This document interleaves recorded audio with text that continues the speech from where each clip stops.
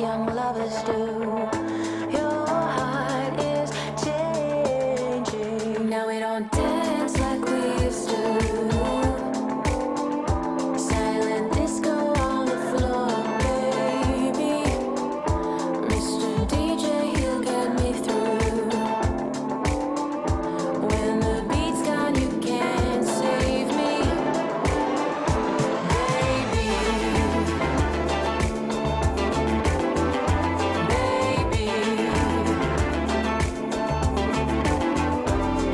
Smoke and mirrors, pretty lights.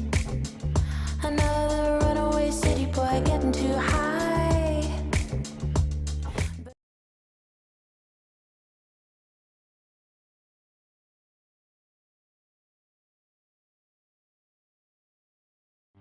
This is Broad Radio.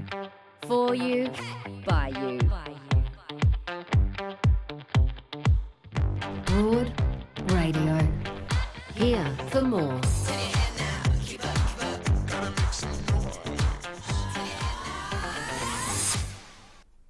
Hello and welcome to Broad Radio. I'm Jo Stanley and I'm thrilled to welcome our co-host today, Nelly Thomas. Hi there, Nelly. Hello, Jo. How you doing? Yeah, I'm doing really well. It's lovely to see you in your gorgeous red. Oh, thank you. Bring a bit of colour. Yes, it's important. We've got a beautiful big show ahead Yes. today in which we are talking about breaking down barriers Yep. and making history. We've got newly elected Senator Jana Stewart, who is not only an Aboriginal woman in the Senate, but she's 35 weeks pregnant. I know. And a young woman I love it. as well. Incredible. We're reframing history through a female lens using the story of Henry VIII's wives with one of the stars of Six, the musical, Chelsea Dawson, who, oh my gosh, I Yes. just Looking forward to loved that. this musical.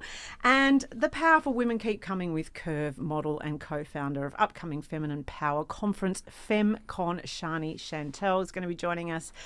It's a big show, but I mean, the start of the day has to be handed over to Olivia Newton-John. Oh, Livy. I was driving in to do this very show and I heard a radio presenter refer to her in the past tense. And I just thought, no. Like she was such a huge, I mean, I'm born in 1974. So I grew up with her, you know, Grease and Xanadu, and especially for an Australian kid, I think she was one of the first breakthrough stars It's in Hollywood. I actually cried on the tram. Yeah, I bet you did. On the way here, because I'm 1972 baby, and so you know, not all of us have happy childhoods, right? No. And I think in the 70s, if you were a kid who had not the greatest household, and we had a pretty sad household. My father died when I was 4. So you know, we had a lot of sadness in our house, and in the 70s and 80s, you didn't have a lot of escape. No. So I had 3 albums. I had ABBA Arrival, I had Dolly Parton, and I had Olivia Newton-John, and she was the Queens. oh well, true, Yeah. good women, Yeah. who got me through. But I just remember, you know, when you have those days when, as a child, you just don't feel all like too you much. have Yeah. any connection with joy, Yeah. and all you had was this beautiful album that you listened to over and over and over, and you sang along, and it was escape. It was the only escape that you had. There wasn't TikTok, and there wasn't the laptop that you could sit on to watch YouTube for hours and escape your family that way. It was just that. Totally agree. And I think in particular, actually in the case of all of the albums you just mentioned and all of those artists, but particularly with Olivia Newton-John, the thing that really stands out for me is just the sheer positivity and joy. And this kind of call to, I'm not a big fan of the positive psychology movement, but at the same time, when I think of someone like her, I think she just radiated that. And if you're in a sad place, which you can be for a range of reasons, as you've just mentioned, someone like her, she can just change your room. She can change she change a country. The world. I mean, Yeah. And I remember actually when she first spoke about having cancer, and she said going to have chemo was really hard, but she visualised that it was gold going through her veins. And I've had so many friends who've Say gone that, through me too. Like, that is profound. Yeah, it is profound. And I've got a question for you that I'm going to give you and then say something. Were you blonde Sandy before the transformation, or were you leather bitch Sandy? Oh, leather bitch. Yeah. Anyway. I was going to give you time to think about it, but no. I wanted to be leather bitch Sandy, but I was definitely the little nerdy Sandy. Oh, no, I was the nerdy Yeah, Sandy, yeah. but it was my fantasy to be the leather bitch because, you know, I grew up in a Christian family and Yeah. no one was allowed to be sexual at No. all, right? No. So she kind of straddled that. Oh, those you know? she straddled all right, babe. She straddled more than that. Look But, you know, at her. I loved that Sandy could be the good girl, but then come out and play this sort of Same. character that, you know, Because we're to me. all those things. Of course. That's the truth, and that's what I learned from her. But just a quick shout out, like you, I've got many friends who have been through this breast cancer journey or are in it right now. And when they hear of someone who's been through that journey who's passed away, I know it's really hard for them, even if they're in remission. Just shout out to those women who are watching today. Yeah. Because, I mean, she changed the face of breast cancer as well, and the research and the, what's the centre called? The Olivia Newton-John Centre. Cancer Yes. Centre. Yeah. But if it's hit you in that way, Yeah. like, we're thinking of you. Absolutely. And let's also stop down for a second. And I will say thank you to everyone who's already joining us on our social media today, who's watching along and listening along on Facebook and YouTube and sharing comments. We're hearing I'm completely distracted by Olivia's death. It is really kind of sitting on you a little. Stacey says sending a virtual hug. Thanks, Stacey. And Katrina is a cancer survivor. The awareness Olivia gave to the mental health for cancer. Correct. Is so greatly valued. Because Yes. I agree. I feel like she was the first to kind of acknowledge that you have to, it's a whole body treatment. Whole body treatment, but also it's like I actually saw a friend of mine on the weekend who was diagnosed with breast cancer during COVID. She got 3 kids, and just something simple as she got mastitis recently. And immediately you're like, is it mastitis? Is it the cancer back? Is it, like, what is it? You know, and breast cancer survivors are living with that all the time, and that's a mental health journey in itself, let alone the connection between mental and physical health. Yeah, it's a big absolutely. deal. But what kind of loss have we experienced in Australian music in the last few weeks? And, you know, it's interesting because with Judith Durham passing, I grew up listening to the Seekers because that was my mum's era. Yes. And every story she told that was beautiful and happy in her time of her 20s was sort of with that background of the Seekers, and she took that so hard on the weekend. It's the loss of Judith Durham. And I bet you had it on the record player. Oh, all the time. Yes. So that's interesting. So she is like Olivia Newton-John for our generation. Yeah. In a way, Yeah. isn't she? Yeah. But also, and sort of leading to that third loss, was the protest song that I learned from the Seekers and Peter, Paul and Mary, and you know and then Uncle Archie passing. Like it's just what a time. It is. It's just devastating, and it's these. What was that beautiful? Was it Paul Kelly who said Uncle Archie dying was like a big tree's fallen? Oh, I just sobbed and sobbed. But it's such a beautiful. No more words needed. Yeah.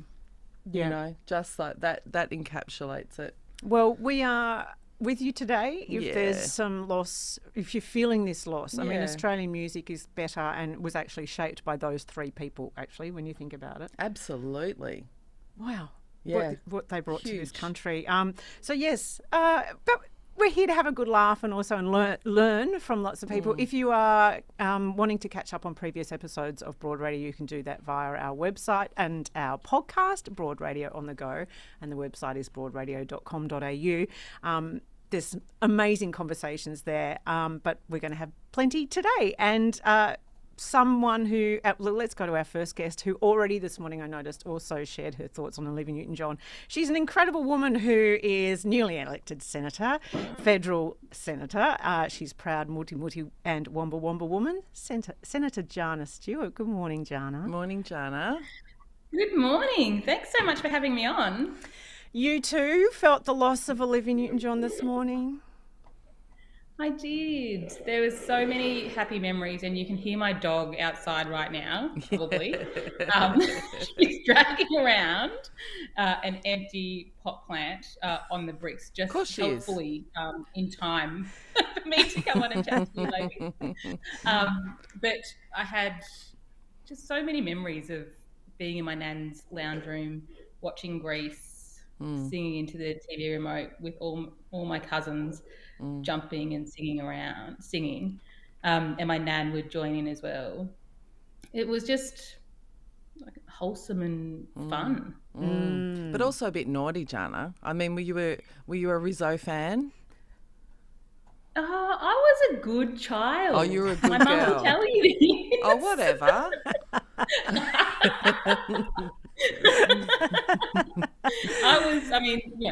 She didn't catch me very often. Maybe that's the... Yeah. So, Jana, you're.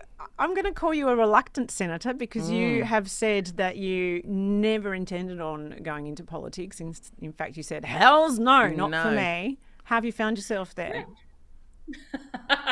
Oh, yes, hilarious. Absolutely. So if you had asked me a couple of years ago if I'd be in politics, I'd say not a chance in hell.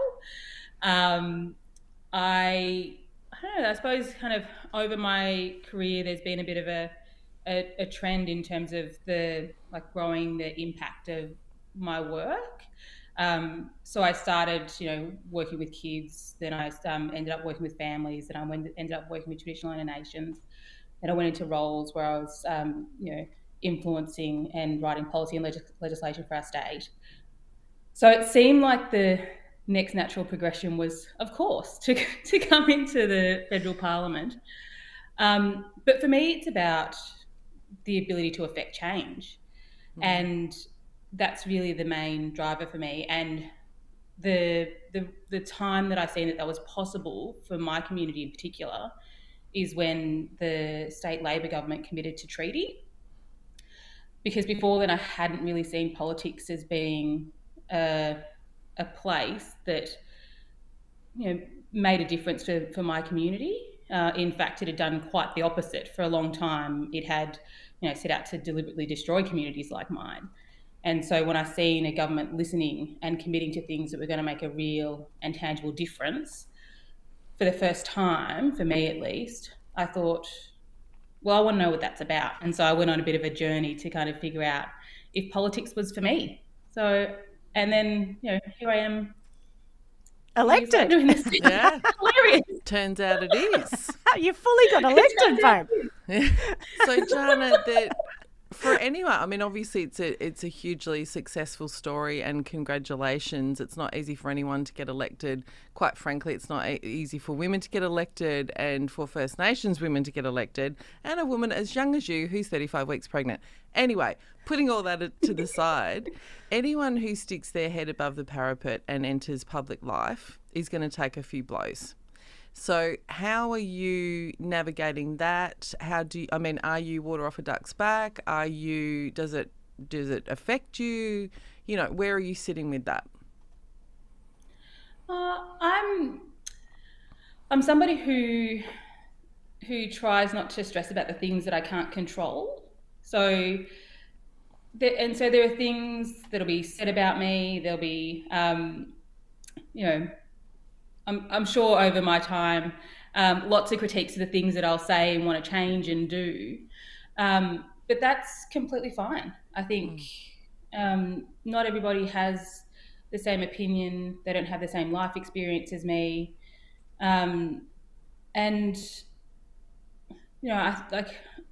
I've got an incredible support, in terms of family around me. I've got an incredible team around me.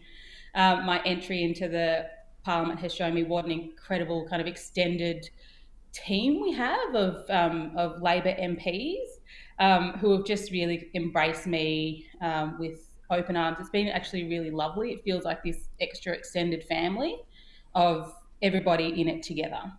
So I think there'll definitely be tough days, but for me, there are lots of families, women who are doing it tougher. And for me, that's what it's for. Yeah. And Jana, can I just say as well, and when you're having those tough days, I think to remember that it's a lot easier to talk about problems than address problems. And the minute you try and do something about it, you're going to be criticised, but it's easier to stand on the sidelines. So, go you. But you're doing it in a really courageous way. I mean, even your maiden speech, Jana, you basically said, and I'm paraphrasing you, you basically said, if you are uncomfortable with this truth, bad luck, which I think was really, that's courageous. Like, you're inviting criticism there. Yeah, and because like most of my career as a Black woman, I've occupied white spaces. And every conversation that I have is absolutely, influenced by privilege and power and race. And if you're a part of the dominant culture, you don't see that because it's a part of the air that you breathe. But if you're a part of the minority, you're absolutely acutely aware of the fact that there are constant reminders everywhere you go that you don't belong here. And so for me, I always talk about race and privilege and power because it influences everything we do.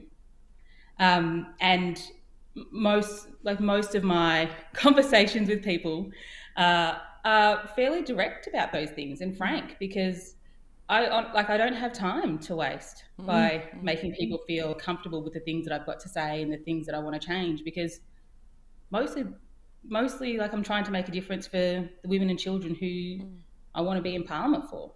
But I think it's actually very clever in a weird way. And, Joe and I are both stand-ups by trade. It's kind of a stand-up technique where you name the elephant in the room, you neutralise it. You can't sit in a space as an Aboriginal woman and race not be present. So the fact that you call it, okay, bring it. Let's talk. Yeah, absolutely. And we've been using humour. Aboriginal people have been using humour as a survival technique since colonisation. That's right. And so for me, it's actually been a really powerful way for me to educate people. So it's kind of a way to soften my frankness in lots of ways, because I will talk about the real lived experience of the dog's going off again. The real lived experience of people in my community, but do it in a way that allows people to engage with it, because people do learn more when they're able to have fun, even with heavy content. A really simple example of the times that I do this is that when somebody asks me how old I am, I'll often say that I'm 44 in Black years.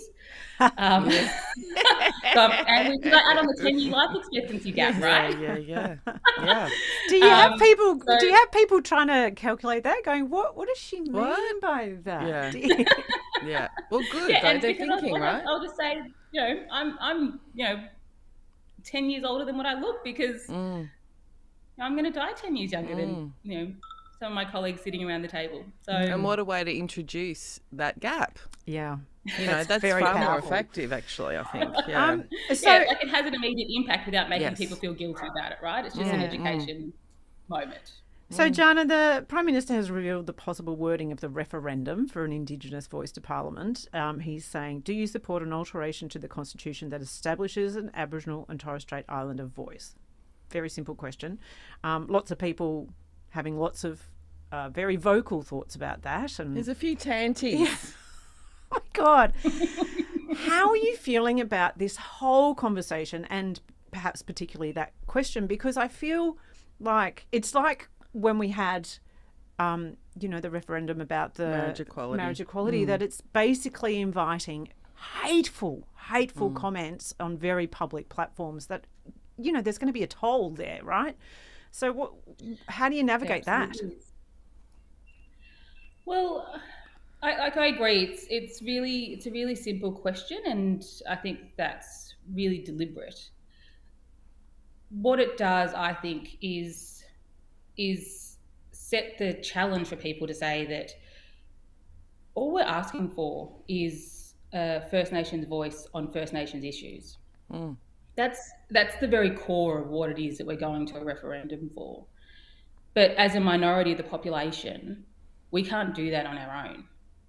And so what we actually require is the goodwill and generosity from every Australian when it comes time to vote yes, that we have your support and that you will walk shoulder to shoulder with us to give us a First Nations voice on First Nations issues.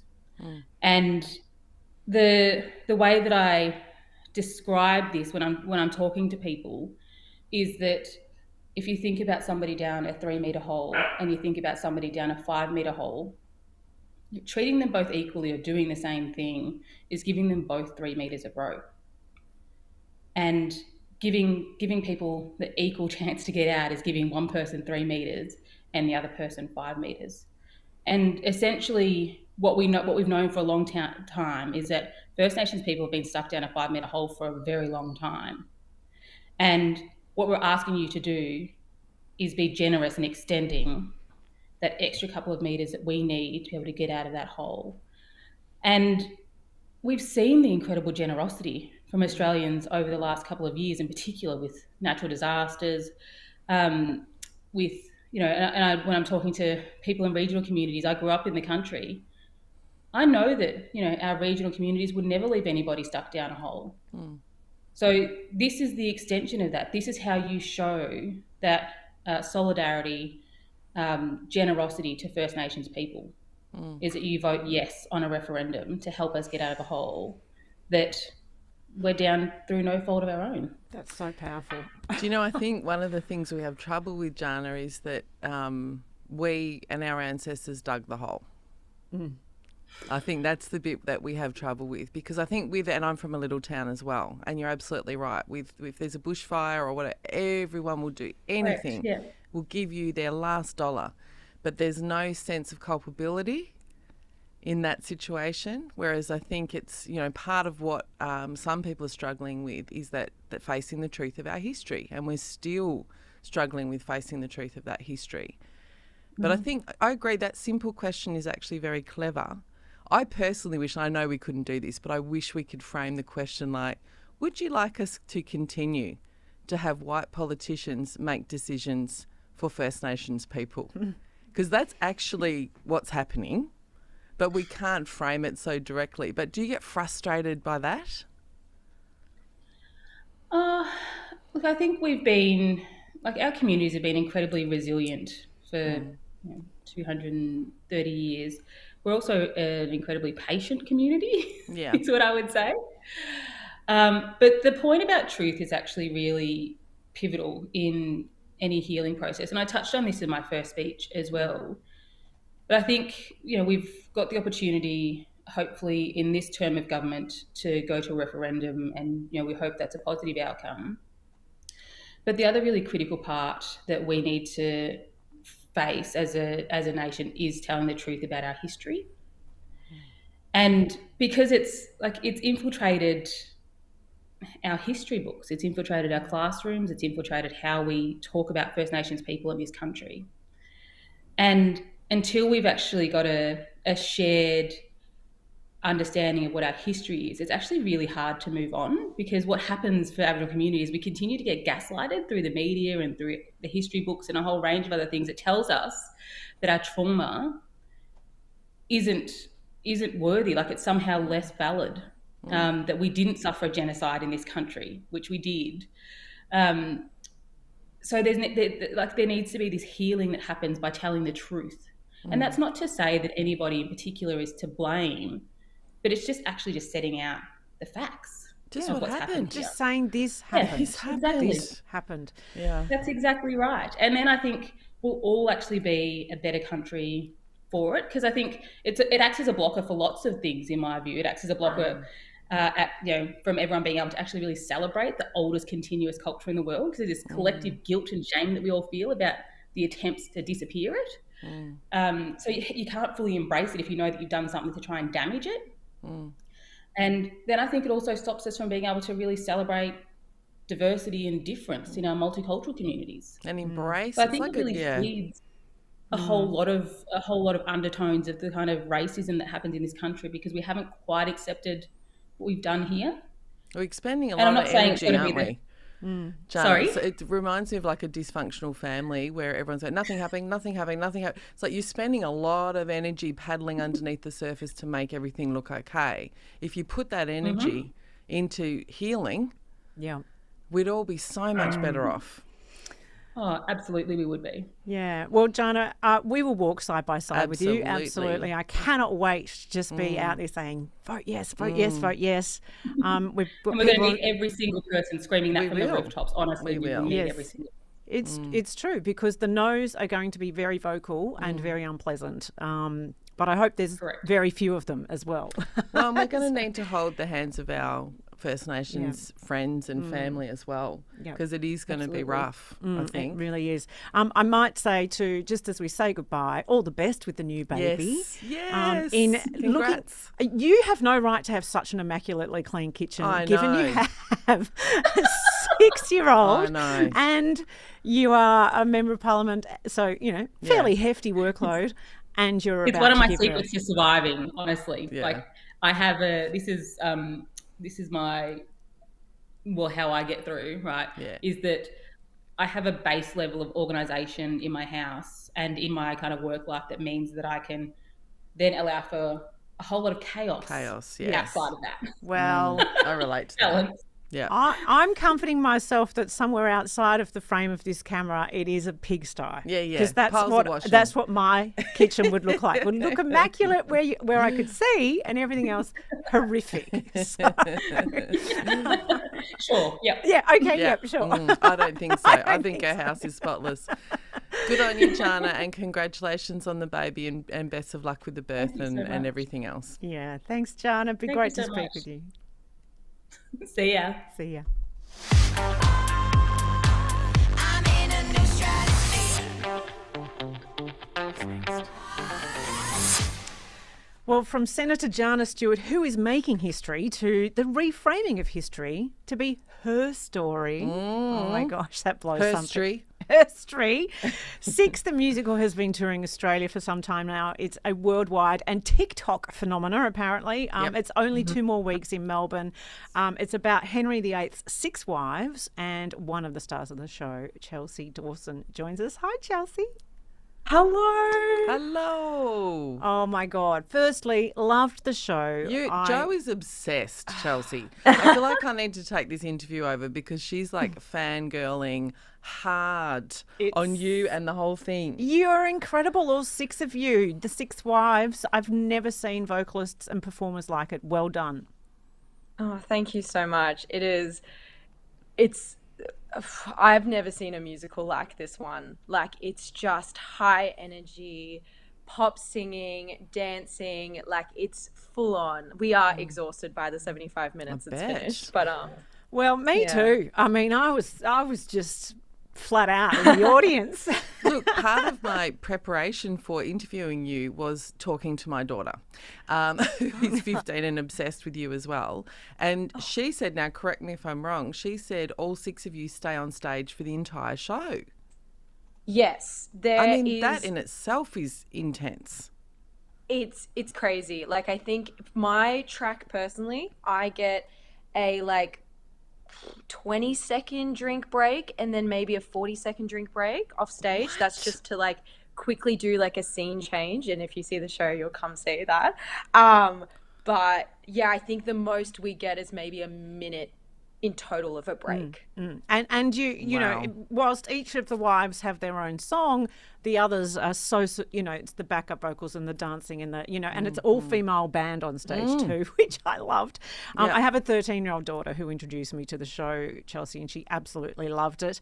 Your song I wanted to bring up first, and that is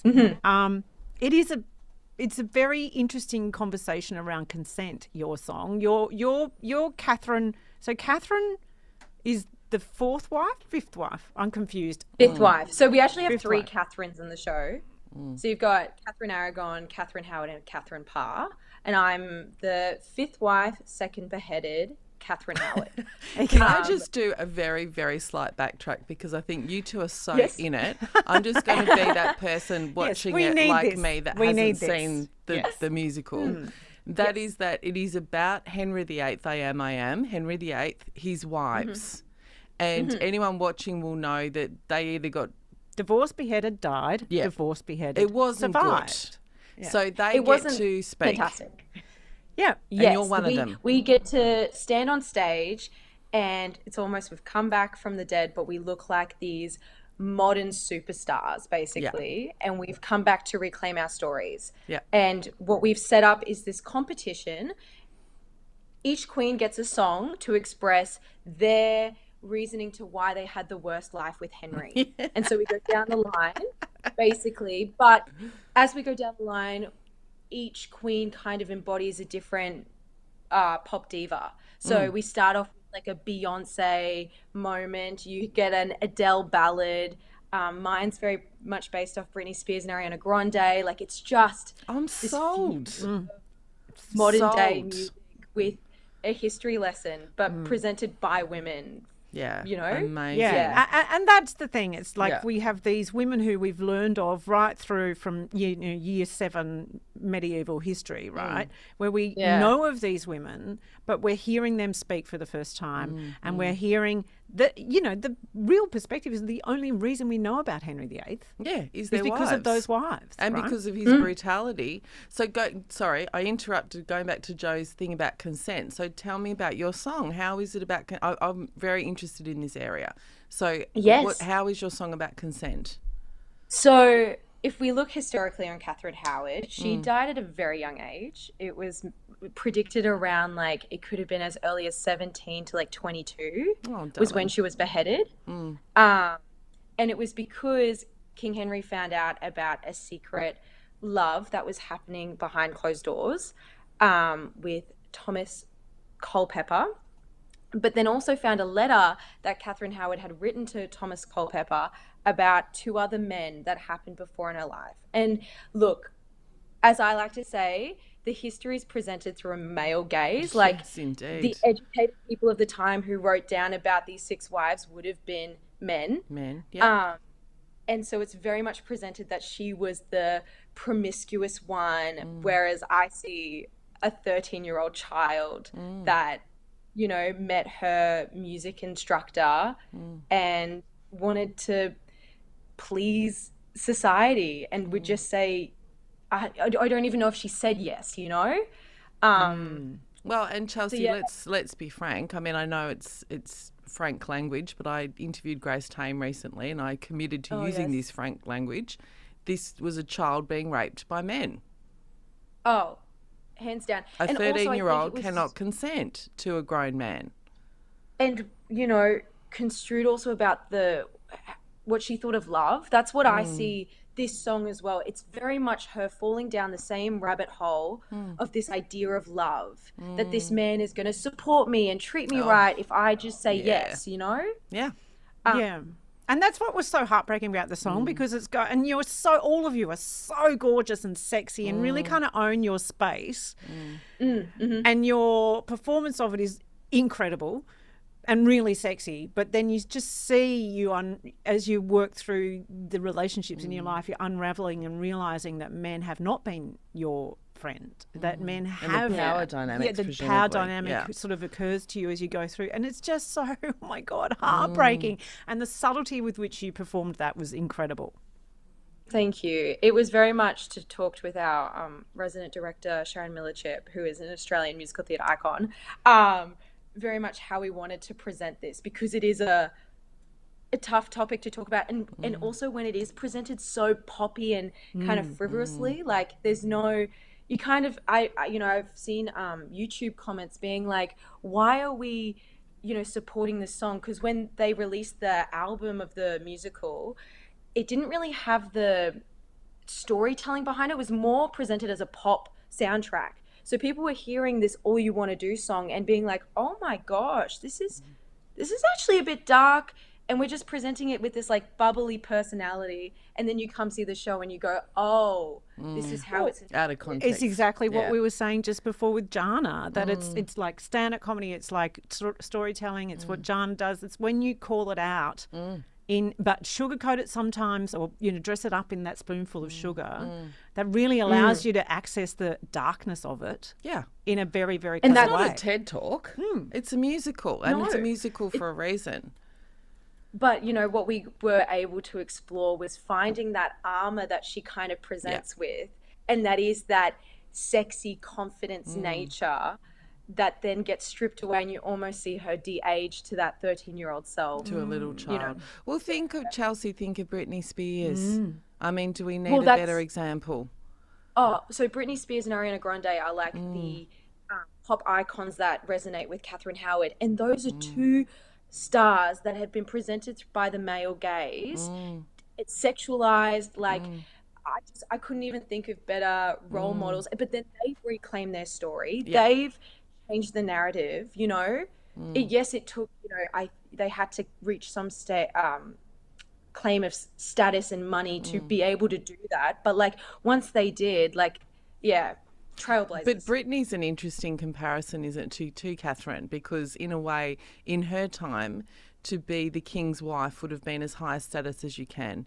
In Britney's time, to be a Hollywood, you know, beloved pop star high status, both caged, both still controlled by men, even with that much power. Yeah, it's It's a lot. Look, every day it's Yeah. an interesting. It's also an interesting role to take because it is such a fun show, and when you do see it, it does snap out of it quite quickly after the song. But it does have its moment. It does have its gravitas, and you know, my favorite thing is seeing online mums commenting saying, "This started such a beautiful conversation with my child," and I'm so grateful for this because it was something that we both witnessed together and that we can both share and talk about. Like, Mum, why did the pink one get all upset? Like, you know, it was such a fun song to begin with. You know, why were all the hands happened? touching her? Yeah. I hope people are taking their boys. Oh, there were lots of guys there. Good. Oh, yes. Yeah. Good. Oh, my God, the is so crowd goes beautiful when you see the nuts too. Yeah, great. Yeah. This is exciting. It's really great. And even, you know, that moment where, you know, the story's flipped on its head and we realise that we've only ever heard this story from the perspective of the male gaze, as you say, and just to really reclaim history. And you think about how many other stories could we reclaim through that female lens? So many. Honestly, it just, you know, every night when we get to stand on that stage, we always have a little moment before the stage as a group, us girls, just saying how grateful we are. Who are we doing this show for? You know, sometimes it is for the little boys in the audience that, like, you know, are seeing for the first time what it means to support a woman. Like, just, incredible. So incredible. But isn't that but gorgeous? It's fun. It's pop music. It's just, everyone leaves smiling. Like, it truly, you know, I think everyone would say that about some sort of musical, but this musical is one of a kind. Well, I took my husband, right? So usually my daughter and I go to musicals together, but it was a part of my 50th birthday festival. So the three of us went, and he's not a musical fan, but he was just like, "This is the best thing I've ever seen." Absolutely loved it. So you've got 2 more weeks in Melbourne, and then what happens? Do you close for good, or are you touring? No. Then we're going to Sydney. We're doing we're doing a return season to Sydney at the Theatre Royale for 5 weeks, and then we have more to come to be released very soon. Oh, great! It's going well then. Yeah, of course. Amazing, fantastic! Congratulations. Congratulations to you and the whole cast. It's really extraordinary. I have never heard 6 vocalists like it in my life. Absolutely pristine, beautiful, and this is your first professional show out of university. Chelsea. Definitely not her last. Oh my God, Chelsea. Yeah. Thank you. Amazing. Well, thank you. Get along and see Six the Musical if you can. Chelsea, it's been awesome to speak with you this morning on Broad Radio. Thank you so much. Well done, Chelsea. Thank you so much. Have a wonderful morning. Bye. You too. You're obsessed, girl. I am. We've got to go to a break. With my respiratory issues, I know I have to quit smoking. And quitting before I'm 40 means I'll live up to 9 years longer. What will your future hold when you quit? Make your next quit attempt at Chemist Warehouse. Broad Radio. Talking inspo we love, info we need, and sharing more of us. Watch and listen live every Tuesday 9 a.m. Australian Eastern Daylight Savings Time at broadradio.com.au or find us on Facebook, Twitter, YouTube and LinkedIn at Broad Radio Oz. Talk to us live. Call on 1300 8 Broad. Catch up on demand anytime, anywhere, every time, everywhere. On the train, we'll be here. 2 a.m. existential crisis, we've got you covered. Broad Radio, here for more. So, Nelly, talking of things I'm obsessed with. Go on, tell us. So last night, She has been dying to tell this story. I can't believe you've waited this long. Come on, who we had did to you give see? due credit to Olivia Newton-John's Of passing, course. right? That's definitely top of the show. course. It did bump this story.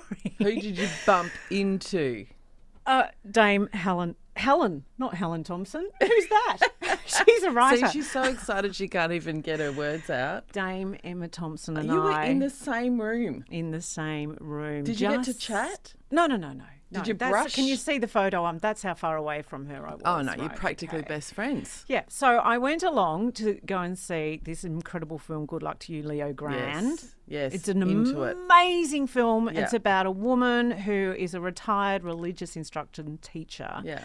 Who, In her 60s. in her 60s, played by Dame Emma, Yep. who hires a sex worker. Who wants to experience some sexual pleasure. That's it. That's the gist, isn't it? Yeah. She's had a completely unfulfilled sex life. Yeah. Or no life. Or her entire life. And she's gone, I'm getting me a bit of that. Yeah, and it's Into it. It stars the very attractive Daryl McCormick. Oh, he looks all right. Oh my God, I can't even tell you. So I just booked these tickets to go and see the movie with some girlfriends at my local cinema. Yeah. And there was like a little button that said special event. Yeah. And I pressed on that. And this was a couple of weeks ago. And it said Daryl McCormick would be in a Q&A afterwards. And I've gone, not the hot Irish actor. yeah. I'm like, hey, yes, we're going Okay. to that, thanks. And then yesterday there was an email saying Dame Emma Thompson will be in attendance. How incredible. And there she was. And oh my God, we we all love her. She Oh. radiates. She's so, she opened the Q&A with someone yelled out something about Nanny McPhee. Oh, no. And she said, I wonder what Nanny McPhee would be like giving a blowjob.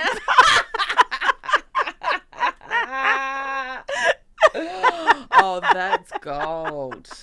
I mean, Emma Thompson said blowjob. oh yes, darling. Oh, my yes. God, I'm obsessed. But the whole film is about basically self-acceptance Yep. and body acceptance, Yeah. okay? And there's a lot of nudity in it, Love it. Of both actors. And she said this beautiful thing where she says, I've written it down, what we've done to our bodies in our minds, the shame we've inflicted in our bodies, and the ability to accept them has been wrenched from us by advertising, and it's made us very ill. Oh, could not agree more. Extraordinary, right? And so, there was this beautiful conversation around really understanding how to see your body not through the lens of what it looks like. Okay. And the director was there, Sophie Hyde, Australian woman, and someone asked her, how did you make you created this safe space for everyone for those actors to be naked. She said, well, we played games where the three of them would be naked, right? Fantastic. And how's this? And I'll put this question to you. Yeah. She said, we did this thing where we introduced our body to each other naked, Yeah. as in through what that body has done, not what it looks like. Yes. So, Ugh. they would say, this is my foot, which kicked a winning goal Yep. in soccer when I was 14. Yes. This is I would say, these are my boobs, which completely failed to breastfeed, but, have since been, something for my daughter to cry on. Yes. That question of like, how That would my you husband introduce your cuddled. body? That this is my stomach that my friends put their arms around when they need comfort. Yeah. I love that. Well, that's like a radical reframing rather than going, these are my stretch marks, these are my dimples, these are my saggy whatever. This is what this body has done. I always argued this for women, that whole post-baby body shit. Oh, post-baby body anxiety. You just grew a human. Yes. You just literally, you grew eyebrows and an elbow, and a bottom. And then you bloody squeezed it out and we're sitting there going, oh, have you got a pouch? Fucking oath, I've got a pouch. I love this Someone pouch. lived in there. It's such a ridiculous way to frame anybody's body but particularly, I think, a mother. It is absolutely absurd. And I love when Emma Thompson talks about this role, I love that she's not all kind of, it was fine. I was happy to be naked in my 60s on the TV without having had any work done in this, movie, in this natural body. She talks about it's the hardest thing she's ever done. Yeah. I mean, how profound is that? Yeah. She said that in that conversation around how, this view of our bodies is making us very ill, she said, you look at the rise of anorexia and self-harm and all of the things that are coming from this shame that we have around our bodies. Well, to see change, you have to be changed. Absolutely. And she said, and this was like spine chilling, she said, to see change, you have to be change, and we're artists, so that is what we did. That is what we do, and we've got to talk about it and show it rather than just think about it. One of the things, I do a podcast about being in my, late 40s and single, and one of the questions we get all the time is basically, how can I date again? And they mean, how can I have sex again? Yeah. Now that I'm not 20 and size 10 and, taut and all those kinds of things. And we try and make a really conscious, deliberate effort to kind of go, just do it. Yeah. Just do it. Because it's nowhere near what you think it's going to be. Your body is fine. You're going to be more relaxed probably than when you were 20. You're a better root. You know what you're doing, girl, hopefully. And the more relaxed and comfortable you are. I've never been fatter. I've never been older, obviously. Yeah. And I am loving myself sick. You've got to just make a conscious, deliberate effort to counter that stuff. Well, and again, in the film, they talk about just release of that voice in your head, which is so... It's a liar. But also, you can't free yourself of it. Again, Dame Emma, my new best friend, she did say... I consider her an ex of yours. She says it would be fantasy for us to say that I was able to stand in front of the mirror and love it. And not care. But of course you can't. But if you can stand in front of a mirror and have a neutral gaze, then that's enough. And moments of love. And she talks a lot about desire, which honestly, I want to hear Emma Thompson talk about desire a lot. I want to hear middle-aged and older women talk about desire and say it's okay to have desire and you're allowed to explore your sexuality. I will obsessed. say that the hot Irish actor Daryl McCormick is charming as well. But did he even have to say anything? Look at him. Oh my gosh. There's nudity. Yeah. He loved making the film. I read several. They have the most beautiful like connection. besties. Oh, they're kind of this beautiful besties, but she's got a slightly mothering side to her with him in a beautiful. Oh God, heaven. Anyway, go along and see it. And also, while we're recommending things, do check out Nelly's podcast. Oh yes, thank you. The Single Life of Us. Single Life of Us. We talk about a lot of Rudy nudies. Love it. Okay, let's introduce our final guest for this morning, because I feel like body positivity is right in her jam. If you are looking for this kind of conversation, she is an inspiration. She's all about designing your own life and connecting with other women who want to do the same. She is the co-founder of FemmeCon, which is on this Friday in Melbourne. We'll learn about it in a minute. Curve model and body positivity champion, Shani Chantel. Hello. Hi guys, good morning. Good morning. Oh my gosh, were we speaking your language there? Oh my God, I don't know if you guys could see me, but I was like, ah! Yes, fist pumping. Yeah. You guys are incredible, and just opening, knowing that this is a space where I can have these conversations is so exciting. So thank you for opening with that. Oh, sweetheart, it is as safe as any space can be, because, and you have this, I guess, influence on the socials around that voice. But at times, do you feel like, why is this a radical conversation even? All the time. Sometimes I get on there and I'm having conversations with women in my DMs and I'm like, is this not like, I forget that these aren't the normal conversations like that we're having with our best friends or our girlfriends, and you'd hope so. But yeah, I have these moments all the time where I'm like, holy shit, this is normal language for me. These are the normal conversations. I've made it so much of my world that I don't even think, holy shit, I can't say that, or I can't, speak on that. So yeah, all the time. What sorts of things are you saying to the women in your DMs? Goodness me. This past week, I had an article come out all about my life and my life journey from being a 2-year-old with, gay parents my entire life to being then becoming a single divorced mum and thinking, much like you've just spoken about, that I could never have sex again. My body's out the window. I'm completely fucked. And these are the conversations we have in my DMs about, women that are telling me their stories about what they go through and their lives that they've lived and things that they're so deeply shameful of. It gives me that fuel every single day to just get on there and share every part of myself, because we all have so much in common, just in different ways. And just to keep having that conversation is honestly my main purpose, and to keep pushing that. Well, Shani, I think this is one of the best things about something like Broad Radio, about social media, basically about the democratisation of media. The amount of messages since I've started doing my podcast, same thing. So many messages from women, and the gist, honestly, often is, am I entitled to have pleasure? Am I allowed to explore? Are you saying that I'm allowed to do that? And we just go, yeah. Yeah, you are. Here's your ticket to permission. Please take it. If Honestly, you need my permission, darling, here it is. Get that sex toy, get on the app, find someone to have sex with. If you want to have sex with yourself, whatever it is, these are not shameful things. You're a 50-year-old woman. Go for it, mate.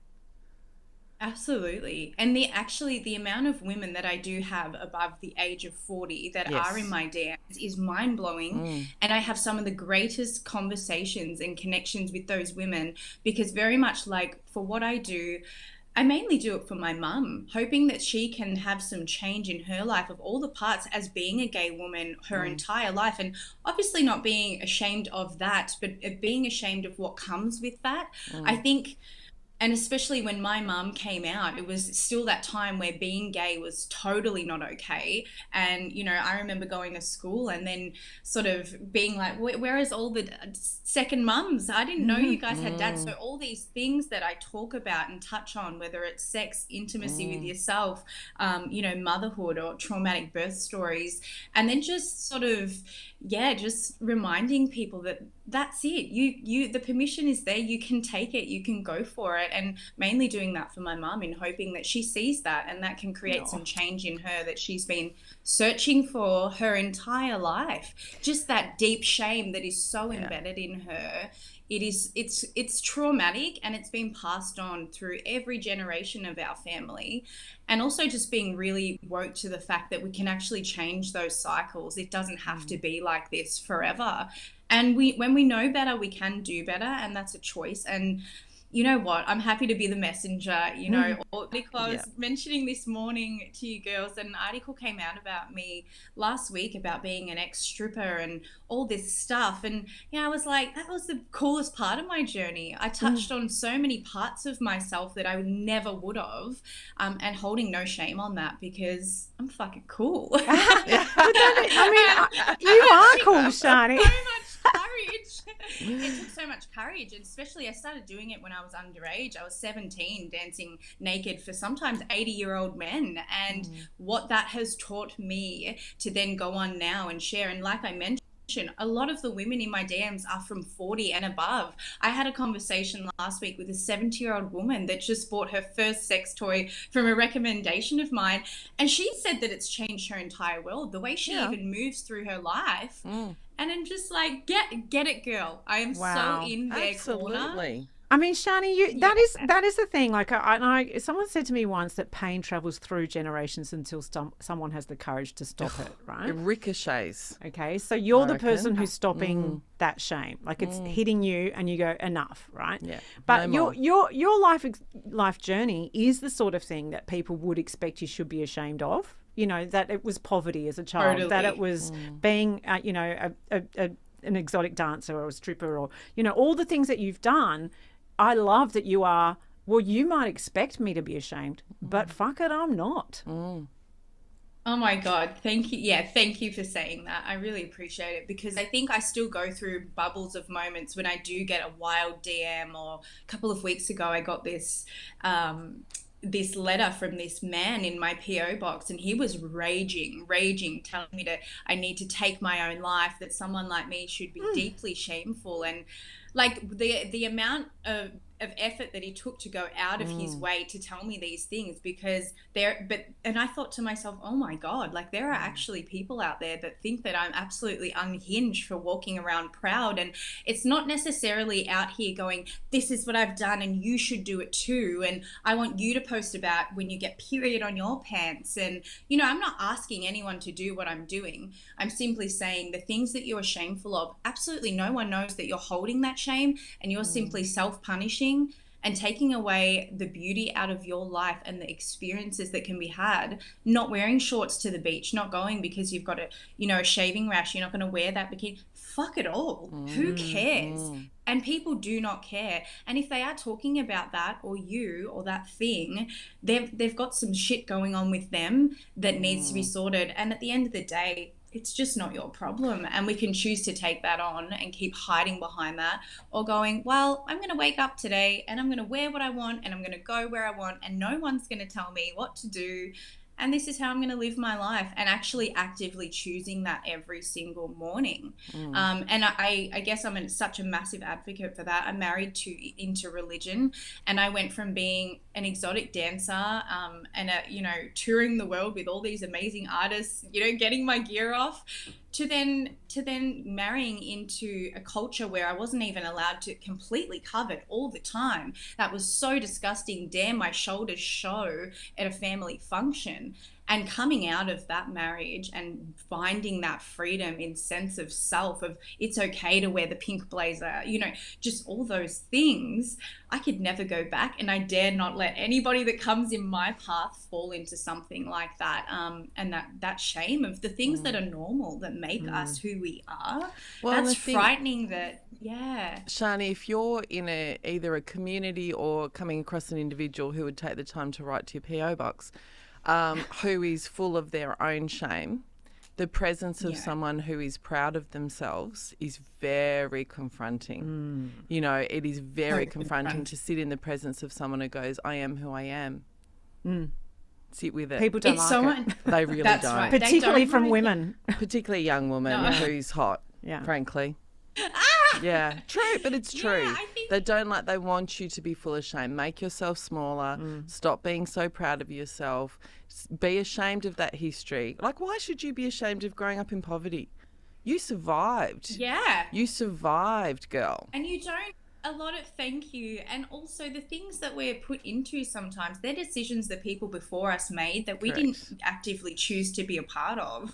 And so therefore running away at 17 with a fake ID and becoming an exotic dancer purely so I could save my mother that my father had left with these 3 children, and picking up the pieces of these grown adults, men specifically in my life, I hold no shame in that, because if I could do that at 17 and you can't do that as my father at almost 50 years old, Houston, we have a problem, and I am not the problem.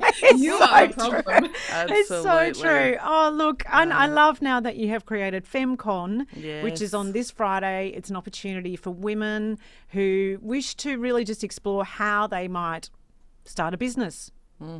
Form some relationship with themselves or others that, is not in a shame space. You've got some fantastic speakers there. And incredible lineup of speakers. Yeah, incredible lineup of speakers. Who's your highlight there? Thank you, ladies. We're so excited about FemmeCon because it's, it's touching on women to really get empowered. Our tagline is full force feminine power, whatever that means to an individual. When you are standing, in all that you are, in your essence, in the mess and the chaos that's going on inside, and still showing up and showing out and finding a community similar to women like myself, which, I feel like I've been searching for a community my entire life. I'm 30 years old and I still have 2 or 3 friends. I don't have that circle of women. Sorry, I shouldn't say I don't have it, but it took me a while and a really long time actually to find them. And I want to do that for other women who still feel, even at their age where they are mothers and they are grown women in big corporate jobs or wherever they are, they still don't have that sense of community. And that concerns me, because I think that when we don't have people backing us, or we feel like there are people cheering us on, or people similar to us, we can't ever fully express who we are in the world. And yeah, so FemmeCon is about backing yourself spiritually, mentally, physically, emotionally, and just getting women who are unpolished and doing their thing, and in the midst of a shitstorm at home with the kids, but then going to work and jumping on their, doing their TV shows, or they're writing their books, or whatever it is. So yeah, I'm very excited. And I got to say, Tamika Wilder is one of my very favorite speakers. I've had the opportunity to be in her presence at one of her workshops. She's the Orgasmic Mama, and she talks about sex after birth and the body changes and the things that we go through as mums, and then just bringing it all back in and going, hey, I'm still a sexy thing. I can still do my thing and move through the world with with that juiciness. And I'm really excited to hear juiciness. From her. Oh, yes. Hello. Yeah, and just I love it. And just encouraging them to seriously just whatever it is that turns you on and gets you excited and gets you jumping out of bed in the morning, whatever it is, you can still love yourself. You got your tummy, you got, you've had your hemorrhoids, whatever the fuck it is. You're still doing your thing. And we're really excited. And it's wonderful. Yeah, absolutely. And you're right, community is very, very precious. So it's great that you're doing this. FemmeCon.co is the website. Check it out. And it's this Friday. It's this Friday. So if you're in Melbourne, head along if you can. Thanks so much for joining us, Shani. It's just it's wonderful to meet you and to hear your story. Yeah. Thanks, ladies. You're both incredible. Have a great day. Thank you you. Too. Isn't it amazing to have, particularly young women like her in the world? It makes me feel we've had a rough few years. It's easy to get cynical, really easy. I think you and I are both optimists by nature in a way, but I've taken some hits in the last few years. And then I hear someone like her who's 30, who's so full of hope and enthusiasm, and I think it's all right. Yeah. It's all right. We're going to be all right. I'm frequently inspired by the younger generation. Today we had Jana's 34, we had Chelsea's 22, maybe. Yeah. And then, there we had amazing Shani. And when you've got girls yourselves, as you and I both do, I don't want to slip into that everything is despairing thing that happens when you get older. No, we can be a little jaded. We can be a little jaded. I love seeing that and go, okay, there's positive forces in the world. Yeah, and we're working together as a community, and it was just a joy to have those conversations today. And we're juicy, baby. Oh, juicy. We could have gone twice as long. We had more juice in the tank. So much juice. You'll be joining us again. So much You're juice. Disgusting. I love it. I love it. You'll be joining us again sometime soon on Broad Radio. Whilst you can, check out Single Life of Us. It's just a beautiful podcast, and well done. It's going great guns too, hey? Going great guns. Yeah, you just don't know, do you? You don't know. Like you start this thing, you put something out in the world, you don't know. Yeah. But that's what we do as creatives. Yeah. Yeah. So thanks, love. Thank you. Thanks for having me. We'll be back with Broad Radio next Tuesday. We'll see you then.